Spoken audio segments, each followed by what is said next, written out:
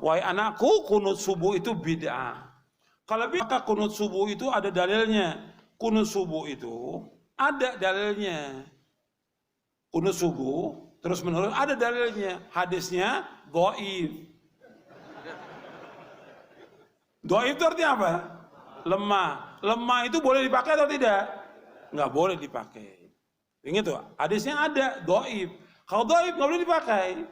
Bahkan ada sahabat bertanya, seorang anaknya dari sahabat bertanya, wahai ayahku, engkau pernah sholat di belakang di belakang Rasulullah SAW, Abu Bakar, Umar, Uthman, Ali, radhiyallahu anhum. Apakah mereka kunut subuh? Dijawab oleh bapaknya, ai bunayya muhdatsun, wahai anakku, kunut subuh itu muhdats. Apa makna muhdats? Beda. Bahkan lebih tegas lagi di Sunan Nasa'i dijelaskan, ai bunayya bid'atun, wahai anakku, kunut subuh itu bid'ah. Kalau bid'ah nggak boleh kita ikut.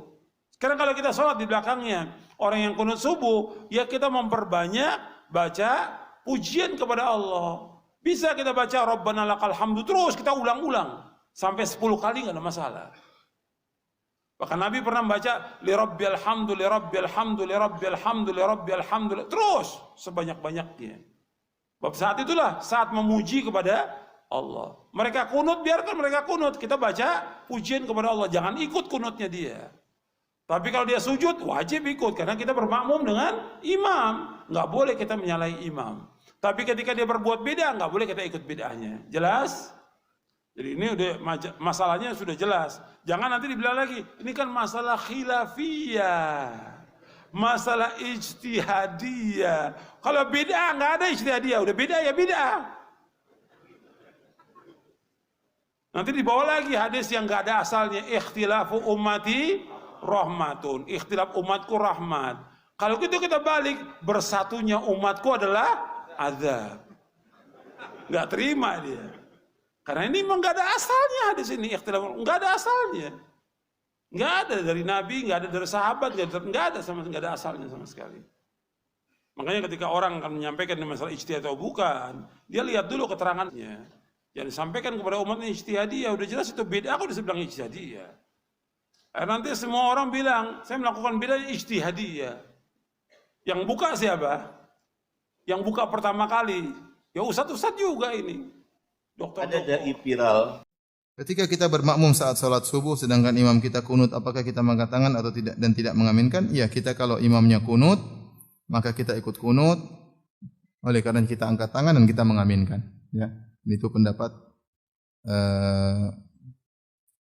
Imam Ahmad rahimahullahu taala, pendapat Ibn Taimiyah rahimahullahu taala. Jadi masalah kunut ini masalah khilaf yang kuat di kalangan para ulama. Kalau saya boleh bagi, ya ada beberapa pendapat. Pendapat pertama bahwasanya kunut subuh sunnah, ya, dan itu pendapat Imam Malik dan pendapat Imam Syafi'i rahimahullahu taala. Kemudian juga didukung oleh pendapat dari Ibnu Hazm rahimahullahu taala, mazhab Dzahiriyah. Jadi Malikiyah, Syafi'iyah, Dzahiriyah mengatakan kunut subuh setiap hari sunnah. Kemudian pendapat yang mengatakan tidak sunnah ada dua.